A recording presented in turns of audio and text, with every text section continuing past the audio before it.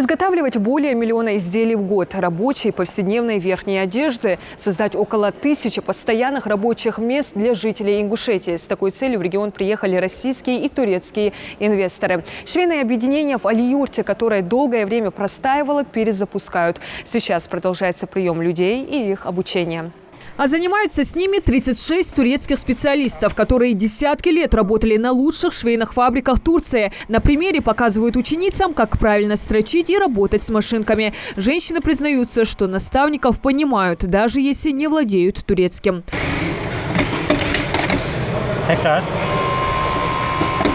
Старт. Ну а если совсем непонятно, на помощь зовут переводчиков. В числе новоизбранных швей и Хава Индиева рассказывает, как много лет назад начала увлекаться иглой и ниткой, но вскоре забросила. Женщина живет в Али-Юрте. Запуску фабрики не нарадуется, так как нуждалась в работе и ездить недалеко. Для машин пока объяснять,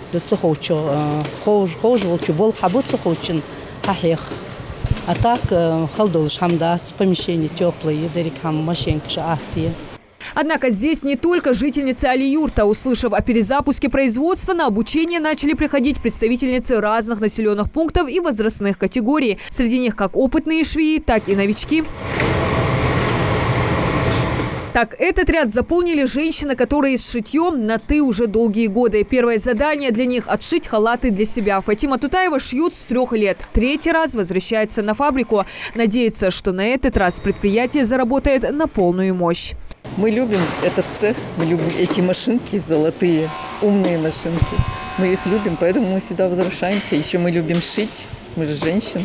Резиденты холдинга приобрели фабрику на открытом аукционе. До запуска провели основательную ревизию состояния объекта. Уверены, что у предприятия большое будущее, если приложить усилия. Из существующих проблем главной считают и наладку оборудования. Часть из него не предназначена для текстиля. Мы думали, что это оборудование налажено, но практически только 50% была произведена наладка. Сейчас мы занимаемся потихоньку наладкой оборудования. И, можно сказать, каждый день по одной линии уже запускаем.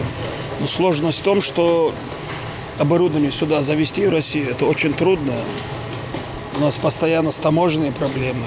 В таможне по несколько месяцев у нас простое оборудование идет.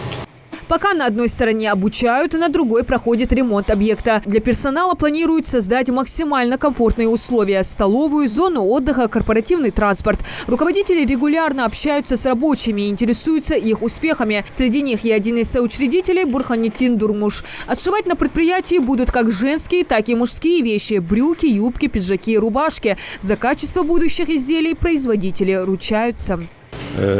Burada en güzel kalitede ürünleri piyasaya sunacağız.